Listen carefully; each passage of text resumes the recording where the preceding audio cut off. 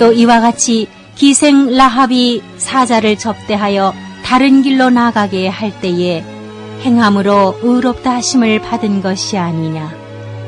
영혼 없는 몸이 죽은 것 같이 행함이 없는 믿음은 죽은 것이니라. 오늘 저는 여러분들과 함께 결단 있는 믿음이란 제목으로 은혜를 나누고자 합니다.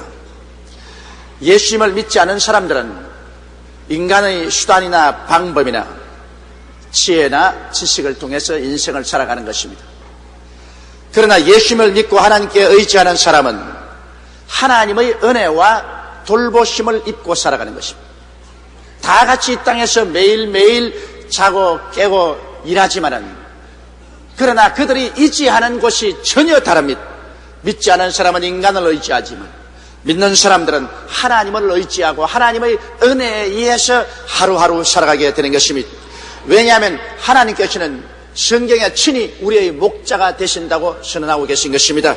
그러므로 우리는 하나님의 기르시는 양들인 것입니다. 양은 목자의 음성을 듣고 순종하며 목자를 신뢰하고 따라가면 목자는 양을 돌보고 지키고 인도하고 양육하게 되어 있는 것입니다.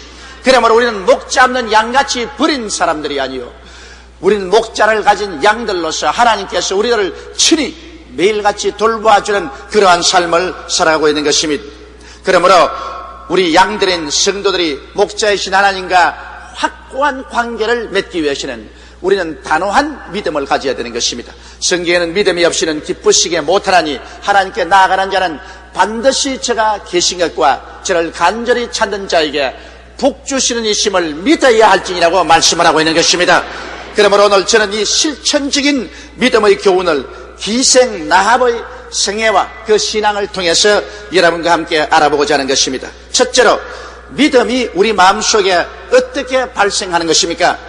우리는 하나님을 알아야 우리 마음속에 믿음이 생기는 것입니다. 기생 라합은 비록 그가 기생이요, 그의 처신이 말이 아니었지만 그러나 그는 하나님에 대한 소식을 들었습니다. 성경에는 믿음은 들음에서 나며 들음은 그리스도의 말씀으로 말미암되는데, 기생이 하나님 말씀을 들은 것은 어떤 것일까요? 하나님께서 이스라엘 백성을 애굽에서 인도하여 내실 때 사람의 힘으로 도저히 건널 수 없는 홍해를 건넜다는 것입니다. 하나님께서 모세를 통하여 그 강한 손과 편팔로 홍해수를 가르매 애굽에서 이스라엘 백성들이 홍해를 육지같이 건넜다는 것입니다. 그러나 애굽 사람들은 바로와 함께 그 군대가 그 뒤를 따라서나 물이 도로 흘러버리며 다 물에 빠져 죽었다는 소식을 들었었습니다.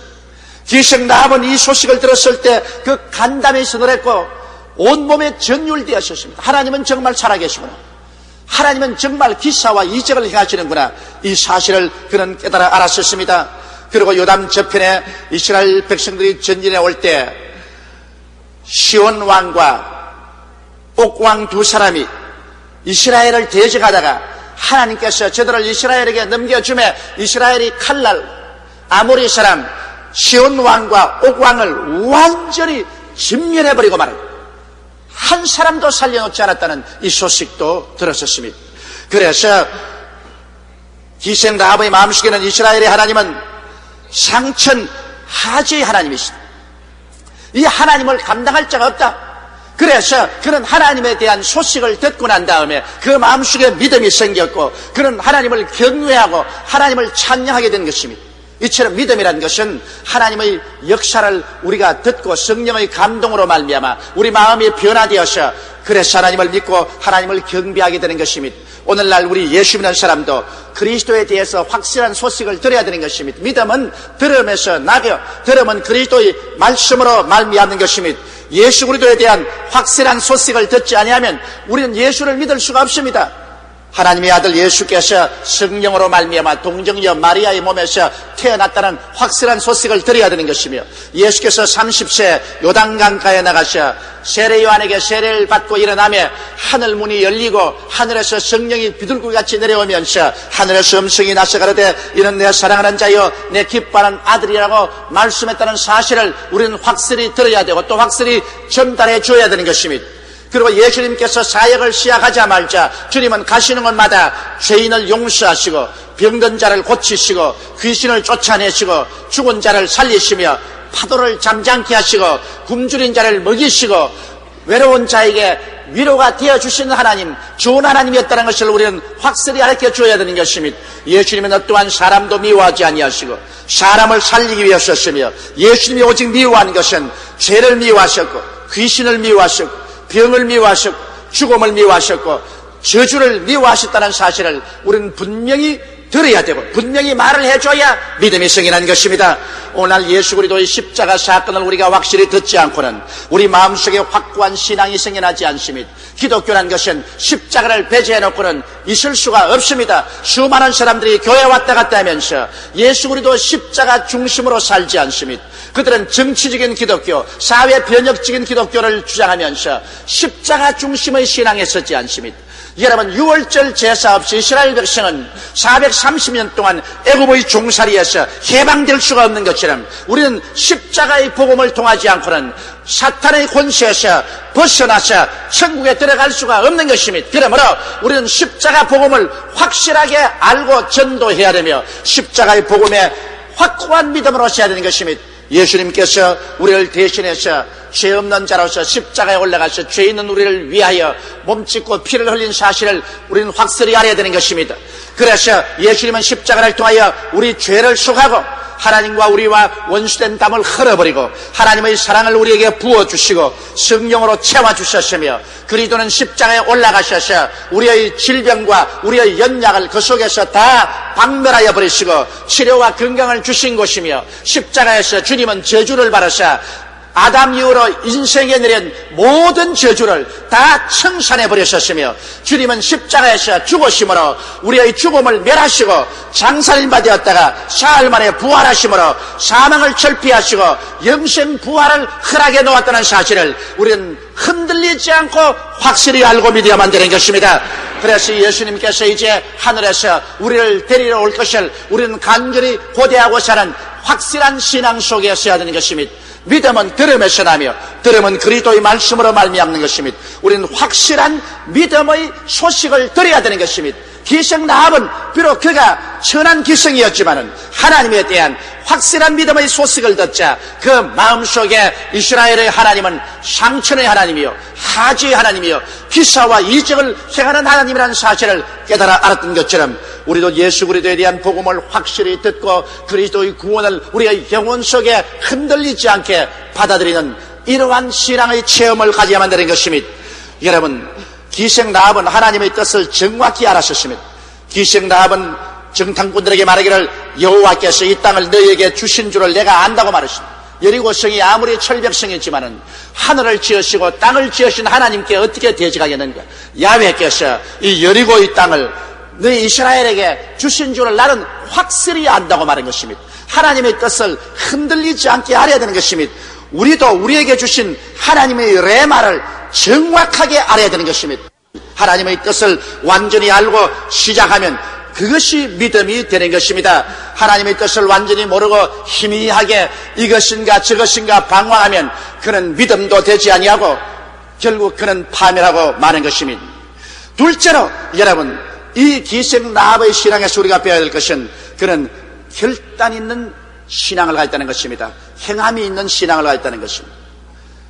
그는 반쯤 믿고 반쯤 의심하고 마음으로는 믿으나 실천을 하지 않은 그런 신앙이 아니었습니다. 기생 라합은 목숨을 건 결단의 신앙, 즉 행함이 있는 신앙을 가진 것입니다. 여호수아가 이스라엘 백성들 가운데서 두 사람의 정탐꾼을 택해서 여리고성을 정탐하고 오도록 한 것입니다. 그래서 이 두 사람의 정탐꾼은 산엄하게 경계를 하고 있는 여리고성의 전역에 침투해 들어갔습니다. 그래서 그들이 몸을 피하기 위해서 들어간 것이 공교롭게 성위에 있는 기생 라합의 집이었습니다. 기생 라합의 집에 이스라엘의 두 사람 정탐꾼이 들어가자마자 기생 라합은 즉시로 이들이 이스라엘이 보낸 정탐꾼이며 하나님의 사자인 것을 알게 된 것입니다. 이스라엘의 정탐꾼일 뿐 아니라 하나님의 사자인 것을 알기 때문에 기생 라합은 이 두 정탐꾼을 뜰모로서 받아들였던 것입니다. 그리고는 이 두 정탐꾼을 즉시로 그는 감추었었습니다. 집 위에 올라가서 삼대 밑에 눕혀놓고 삼대로 덮어버렸습니다. 얼마 있지 않다가 제보자가 제보를 하며 여리고성 왕이 사람을 보내서 질문했습니다. 기생 나하바, 너희 집에 이스라엘의 정탐꾼이 들어왔다고 하는데 그를 당장 잡아서 끌어내라. 그때 나합은 그 마음속에 말할 수 없는 갈등을 느꼈었습니다. 실제로 이스라엘 정탐꾼이 자기 집에 들어왔습니다. 그러나 그는 이스라엘의 정탐꾼이 아니라 하나님의 사자입니다. 그가 하나님을 거역할 것이냐, 자기 임금의 명령을 거역할 것이냐, 그 갈등 속에 있었습니다. 하나님의 명을 거역하면 자기와 자기 온 가족은 멸망당할 것이요, 임금의 명령을 거역했다가 만일 밝히는 날이면 임금에게 자기 생명이 부지하지 못할 것입니다. 그러나 일시적인 생명을 잃는다 할지라도 영원한 생명을 잃지 않기 위해서 그는 하나님의 명령에 복종하기로 결심한 것입니다. 이래서 그는 단호한 신앙의 결단을 내리고 말하셨습니다. 물론 두 사람의 정탐꾼이 우리에게 들어왔었습니다. 그러나 그들은 곧장 들어왔다가 밖으로 나가시니 당신들이 뒤를 쫓으면 그들을 발견할 수 있을 것입니다. 그렇게 말을 하고 정탐꾼을 숨겨준 것입니다. 이것은 목숨을 건 믿음의 결단인 것입니다. 행함이 없는 믿음은 죽은 믿음인 것입니다. 우리가 일단 무엇을 믿었으면 그 믿음의 결단을 내릴 때는 목숨을 걸어놓고 결단을 내려야 되는 것입니다. 믿고 난 다음에 그 뒤에 어떠한 큰 위협이 다가올지도 모르는 것입니다. 그러나 그럼에도 불구하고 단호한 결단으로 행하는 믿음, 이것은 기생 라합에게 우리가 배워야 되는 것입니다. 그리고 기생 라합은 경찰들이 떠나고 난 다음에 삼대 밑에 숨어있는 두 정탐꾼에게 가서 정확한 요구를 했습니다. 자, 내가 너를 살려서 돌려보내기 때문에 이스라엘 백성이 와서 여리고성을 무너뜨릴 때 이스라엘 백성은 반드시 나와 나의 부모와 나의 형제 및 그들에게 속한 모든 식구를 다 구원해달라고 했었습니다. 이것이 내가 두 사람의 정탐꾼 너희들을 지켜준 대가이라고 말했었습니다. 그는 단호한 믿음의 결단을 내릴 때 그가 하나님께 구하는 바도 분명하게 말했습니다. 오늘 많은 사람들이 희미하게 기도합니다. 그러므로 그들은 믿음도 희미한 믿음을 가집니다. 여기에 기생 라합은 그가 단호한 결단을 내리고 구할 때 단호한 확실한 요구를 제시했던 것입니다. 그러자 두 정탐꾼은 말했습니다. 물론 우리가 그렇게 하겠다. 우리를 평안히 보내주면은 우리 목숨으로 너희 목숨을 대신하겠다. 우리가 여리고성을 점령할 때 너희 요구한 것을 다 들어주겠다. 오늘날도 여러분, 우리가 하나님을 믿고 기도할 때 정확하게 기도해야 되는 것입니다.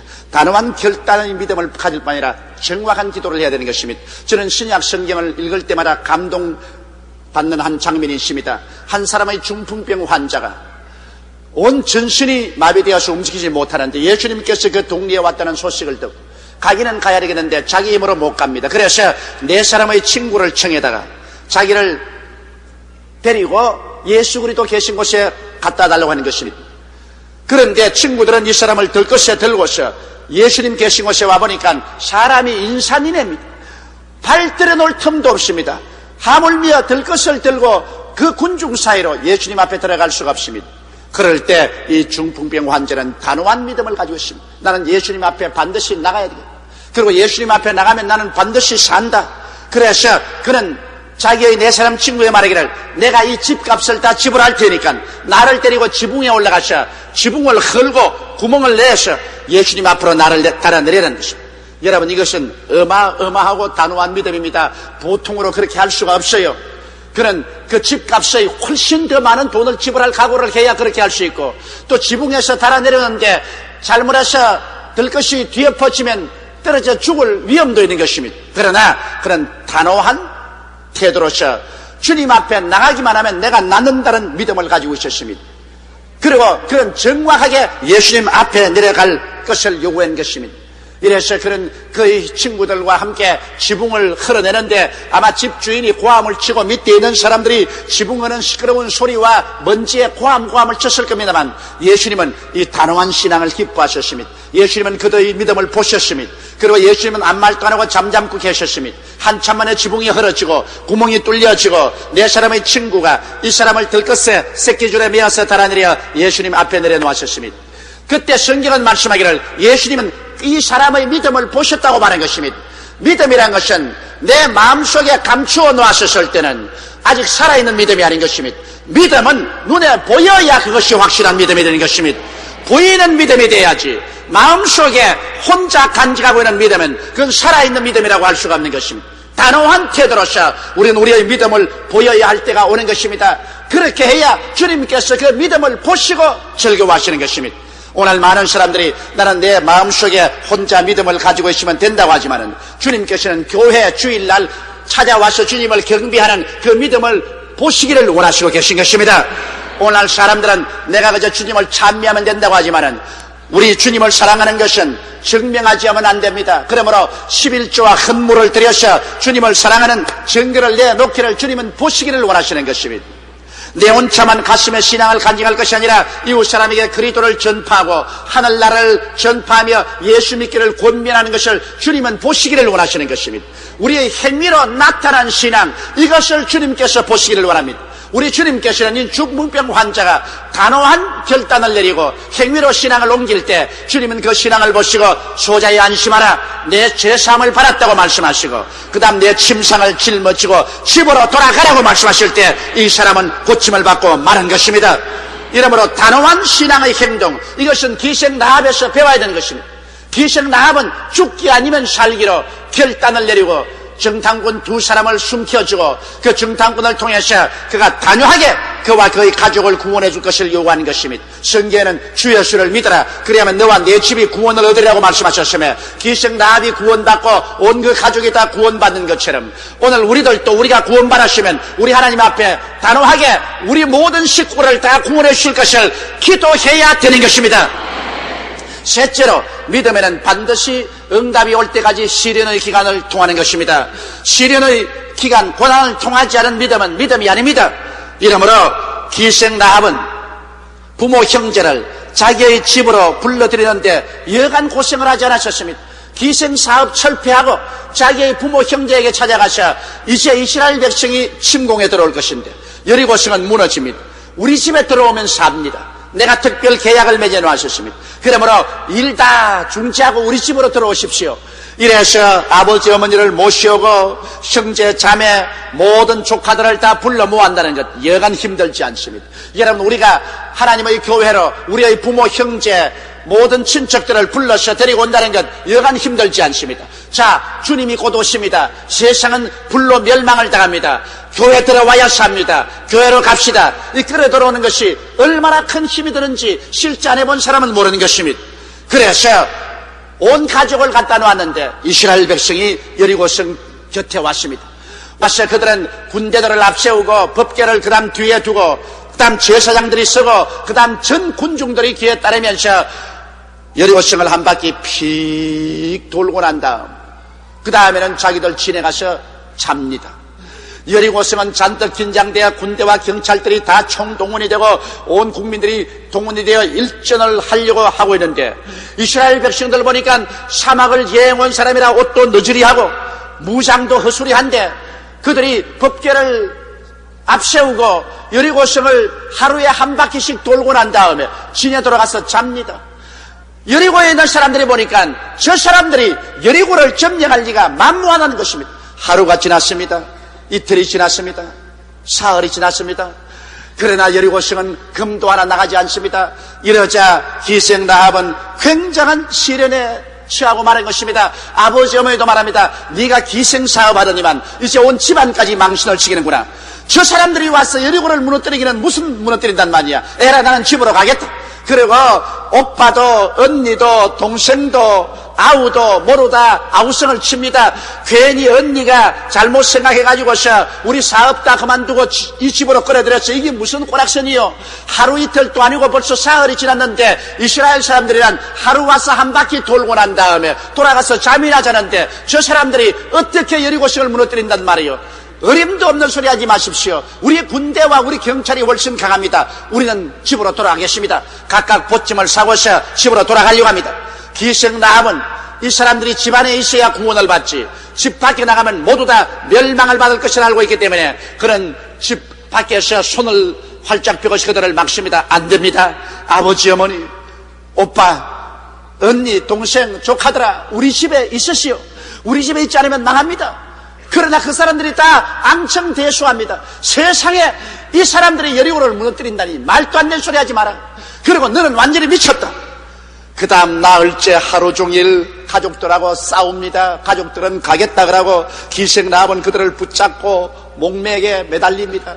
5째가 되었습니다. 이제는 영기진맥진해집니다. 6째가 되었습니다. 그러는 성엔 금도 하나 가지 않습니다. 이제는 여리고의 군사들과 경찰들이 이스라엘 백성들을 보고 조소를 하고 웃습니다.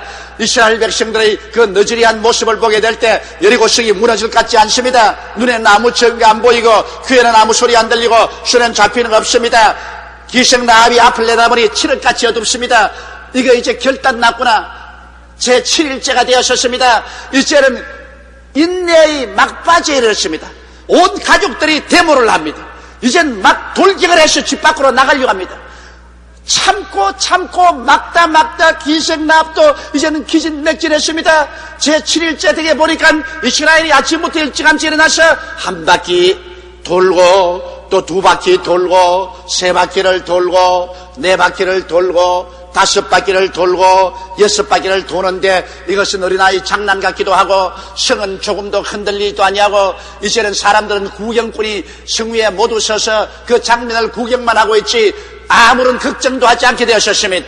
이제 이 기생나합은 견디다 못할 지경이 되었습니다. 마지막으로 거의 온 가족들이 들고 일어나서 기생나합을 밀어 제껴버리고 그들은 밖으로 나가려고 한 그 참에 이스라엘 백성들이 7바퀴를 돌고 난 다음 일제히 고함을 치자마자 천지가 진동하는 요란한 소리가 나더니만 성은 위에서부터 무너지기 시작했습니다. 그러고 이스라엘 백성들은 사방에서 총검을 들고 나오는데 성벽 위에 있던 군사와 군인들이 전부 돌에 찢겨서 죽고 돌에 찡기어 죽고 도망을 치는데 물밀듯이 밀려온 이스라엘 백성들은 창검과 칼로서 이 모든 사람들을 다 죽였었습니다. 그러나 오직 무너지지 않은 성은 기생나합의 집만이 성 위에 우뚝이 서있고 무너지지 않았었습니다. 하나님이 약속한 대로 기생나합과 그 가족들을 다 구원해 주신 것입니다. 기생나합은 그의 신앙을 견지하는데 단호한 믿음으로 끝까지 인내한 것입니다. 여러분, 우리가 하나님을 믿고 나아갈 때 하나님께서 믿자 말자 내 믿음대로 될지라고 그대로 해주지는 않습니다. 우리가 눈에 보이는 믿음을 가지고 있을지라도 그 믿음을 가지고 그 다음에는 근질긴 인내의 싸움을 싸워야 되는 것입니다. 인내로서 시험해보지 않은 믿음은 믿음이 아닙니다. 인내를 통해야 믿음이 온전히 되고 온전히 된 믿음에 하나님이 역사하는 것입니다. 그러므로 우리가 일단 믿었으면 눈에는 아무 증거 안 보이고 귀에는 아무 소리 안 들리고 손에는 잡히는 없어도 끝까지 믿음을 부여잡고 견뎌 나가야만 되는 것입니다. 어제 내가 우리 성도 한 분에게 편지를 받았는데 우리 교회 온 지 한 2년쯤 되는가 봅니다.